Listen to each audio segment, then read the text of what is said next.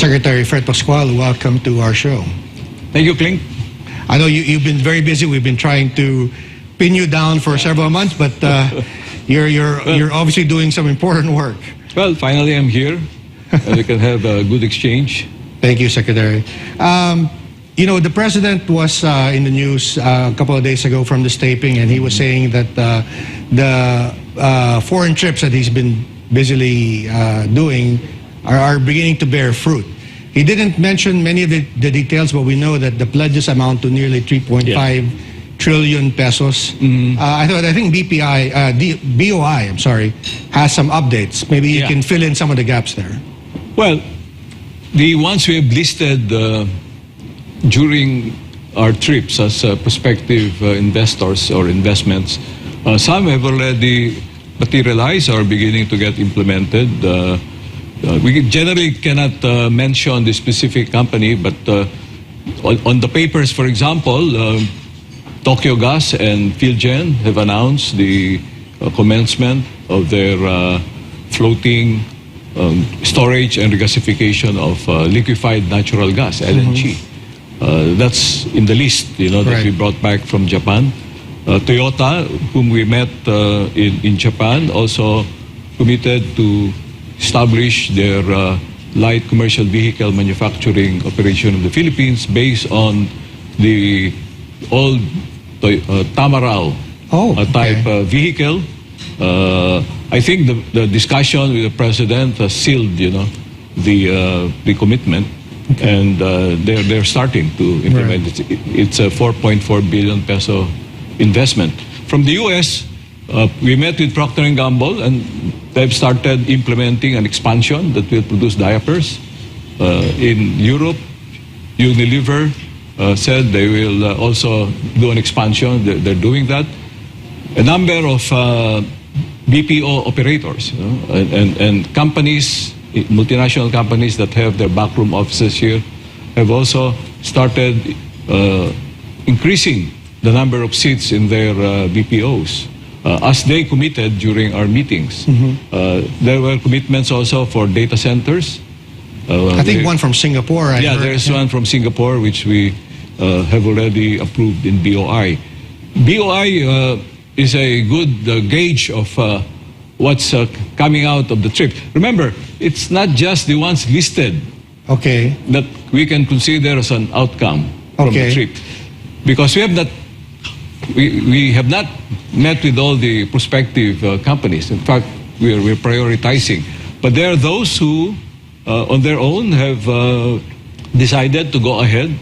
And BOI, for example, just for January, has already met 40% of its target of 1 trillion pesos in foreign investments. For the year, wow. For the year, And we still have, call it, 10 more months to go. Right.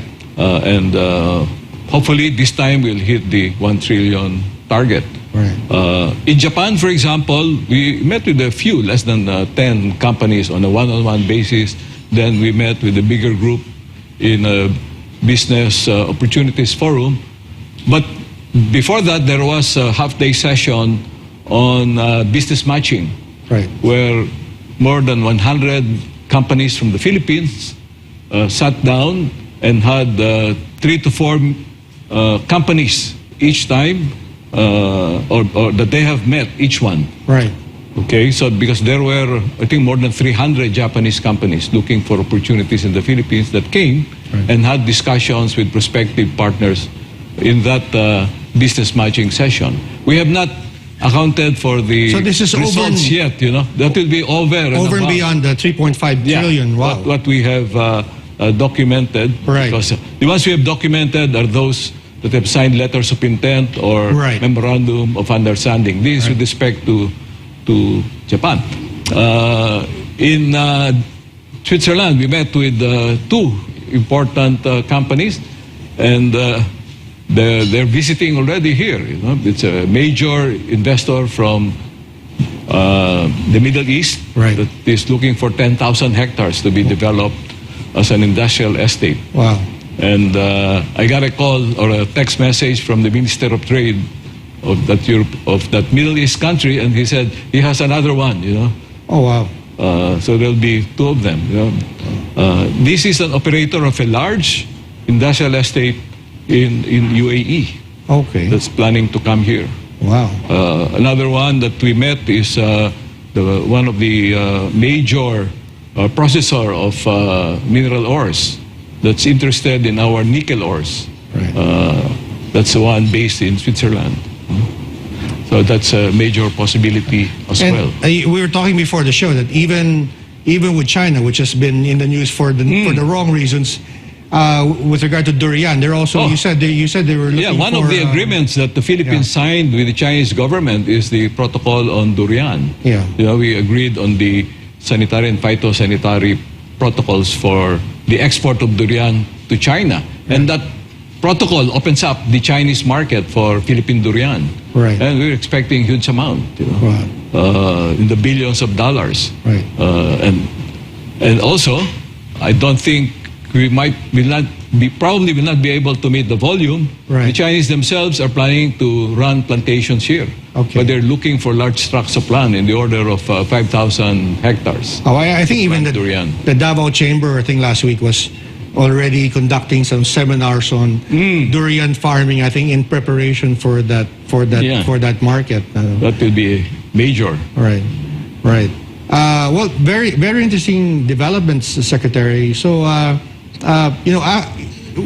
amid all that, of course, the president was being criticized that he was going abroad too often. But obviously, as you've enumerated, there's a lot of investments that are now starting to pick up. But it was a selling trip where we met with specific prospective investors. Yeah. And it was also a promotional effort. Yeah.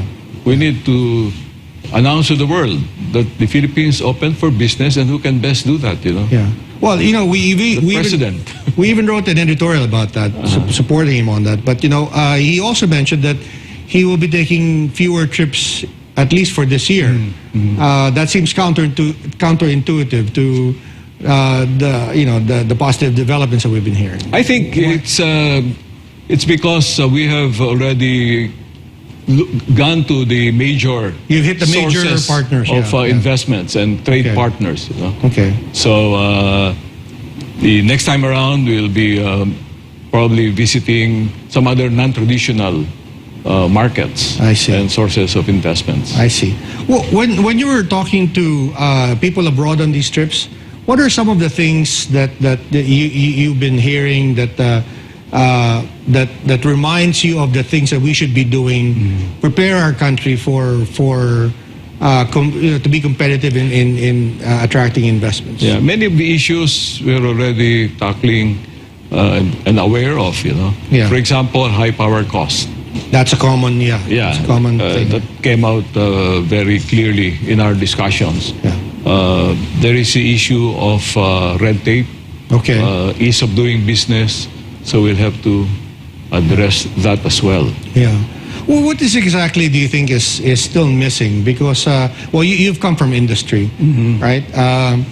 We do have a law on the ease of doing business. We even had the result of that, the anti-red tape authority. But still, we're still seeing or hearing comments that we need to work on that. Are those legitimate complaints, you think, or is there a lag between the execution and the appreciation of the? It's a big issue to tackle because it involves two levels of government, the national and the local. Okay.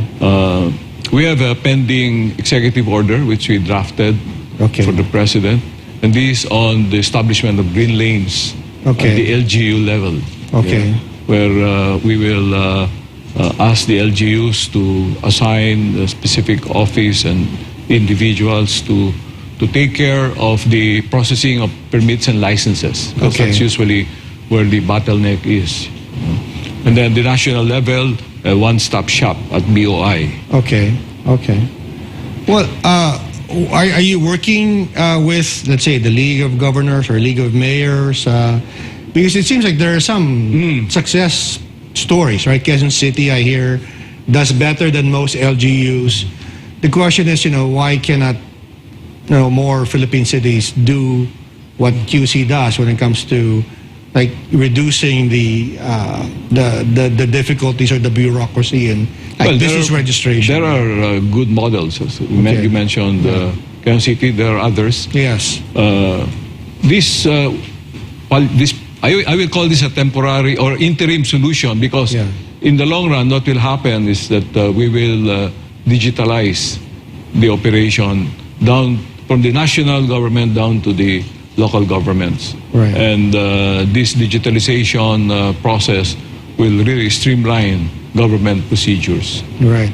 And that's a priority. It's a priority, priority program of the government. Right. In fact, it's in the PDP, the Philippine Development Plan, right. And it comes out in discussions abroad. When we're meeting with businessmen and governments. Right. Well, lastly, sir, before we go on break, governance, that's also a major personal advocacy of yours. Is that an issue? I mean, has that come up? Or maybe what else has come up? Well, governance is a big issue, particularly in certain areas. For example, in the supply chain between farms and the retailers. Right. There's a lot of governance issues that have to be addressed, particularly in terms of traders taking advantage of the inability of farmers, for example, to store their produce. Yeah. We're fortunate to have the president himself acting as Secretary of Agriculture. That's right. That helps, and there are important programs that the Department of Agriculture is doing, and DTI is cooperating to address the logistical and supply chain issues.